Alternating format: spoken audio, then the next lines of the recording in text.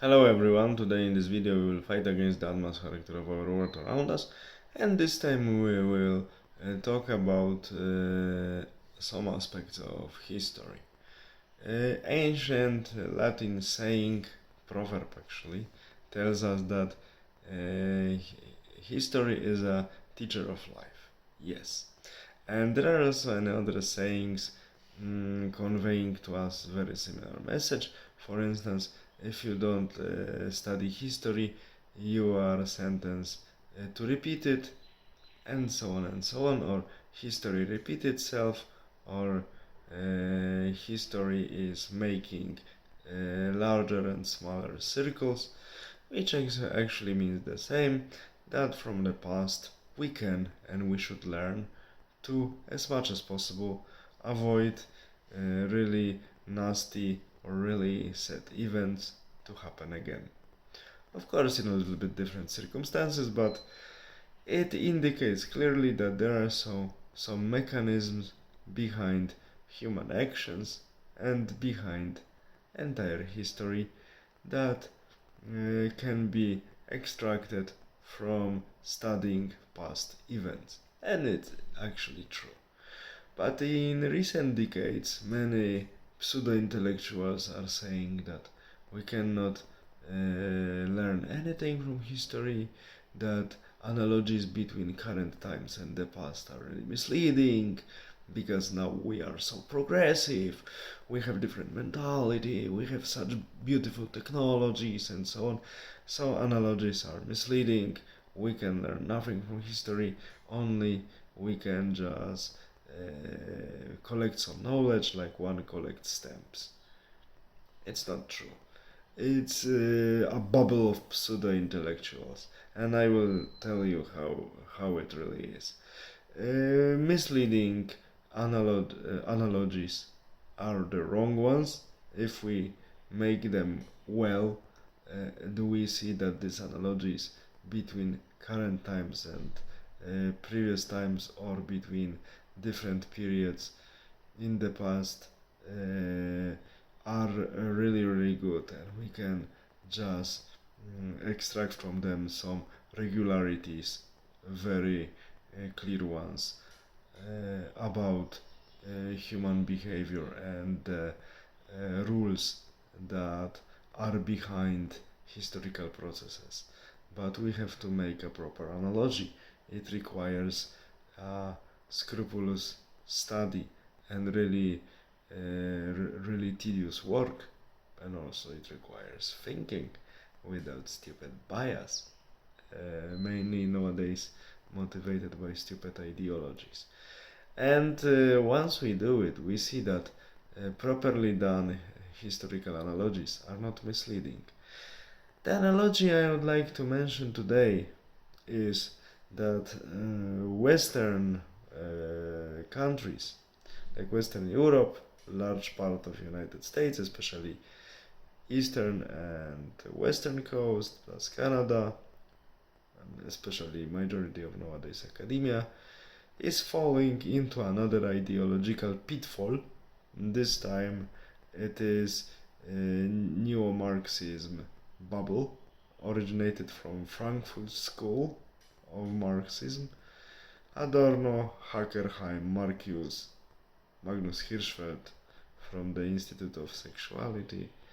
So all intellectual garbage products of Weimar Republic actually infested Western academia, and now we have this explosion of leftist, now called wokeness, but it's all neo-Marxist leftist nonsense.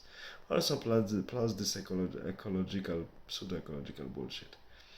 It's all from one pot.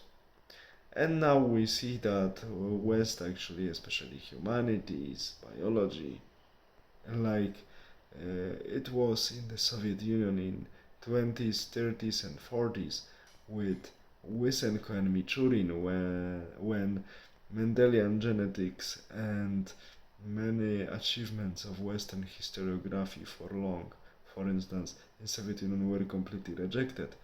And after the rejection of Mendelian genetics under the patronage of Mr. Wysenko, protege of Stalin, Soviet agriculture and Soviet biology was backward with respect to biology and agricultural research in other parts of the world, and many territories of Soviet Union were just unfortunately uh, touched by hunger, and famine was in many regions everywhere, killing millions of people. So now we see that this ideological madhouse afflicted many people who actually didn't deserve it. This is the problem.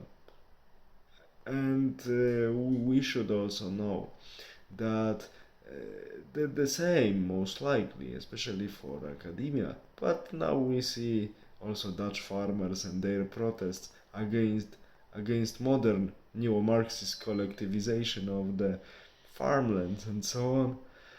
If it continues like this, we will also repeat Soviet experience, driven by ideological madhouse, connected with the greed of some representatives of our current political business elite, and if it continues, many sufferings will be inclined to millions of people, unfortunately.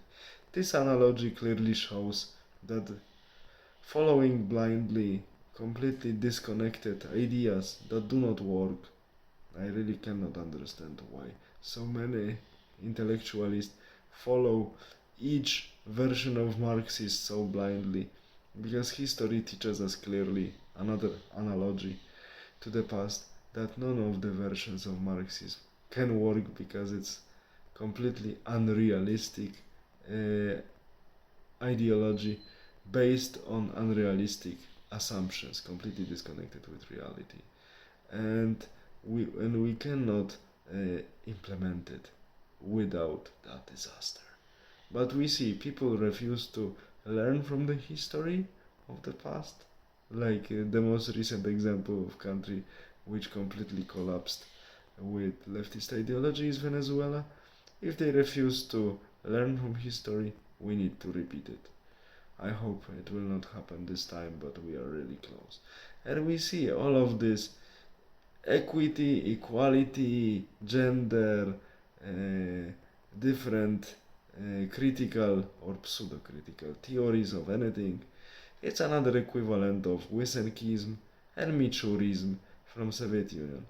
With respect to Michurin, at least he had some successes in designing new types of fruits and some vegetables in his laboratories, in his gardens, because he was working with orchardry, but Wysenko is scientifically complete failure.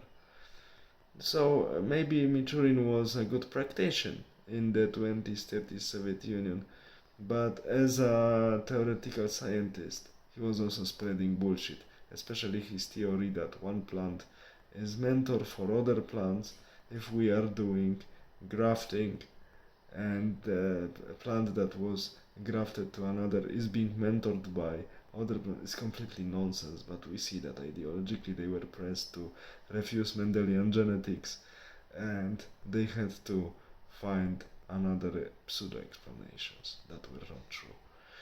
And it led Russian biology, agriculture, and huge part of science to the disaster and decline for many decades. We are heading now with the West, especially Western Europe, to the same direction.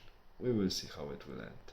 And these properly done analogies of history teach us a lot about current world we live in. All the best. Have a nice day. Bye.